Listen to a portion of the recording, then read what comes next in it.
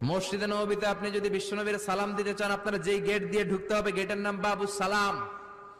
বাবুস সালাম দিয়ে যদি আপনি ঢুকেন, বিশ্বনবীর সালাম দিতে পারবেন। ওইটাই হলো মসজিদে নববীর প্রথম কাতার। লাইনে দাঁড়ালাম, ঢুকলাম। ভাগ্য ভালো, এমন একটা জায়গা পেয়েছি লেখা মাকান তাহাজ্জুদি রাসূলিল্লাহ, মানে এই জায়গায় রাসূল তাহাজ্জুদের নামাজ পড়তেন।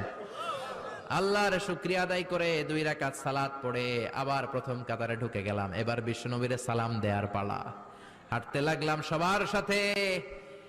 রাউদাতুম মিন রিয়াদিল জান্নার পরে ছোট্ট একটা জায়গা, এই জায়গায় সাইয়েদনা ঈসা আলাইহিস সালাম দুনিয়াতে আসার পরে, দাজ্জালকে হত্যা করার পরে 40 বছর দুনিয়াতে থাকার পর যখন ইন্তেকাল করবেন, বিশ্বনবীর বাম হাতের এই পাশের জায়গাটাতে ওনার সেখানে কবর দেয়া হবে। সুবহানাল্লাহ, ছোট্ট একটু জায়গা, কবর দেয়া হবে সেখানে। হাঁটতে লাগলাম, এরপরে বিশ্বনবীর কবর, লেখা মুহাম্মদ রাসূলুল্লাহ সাল্লাল্লাহু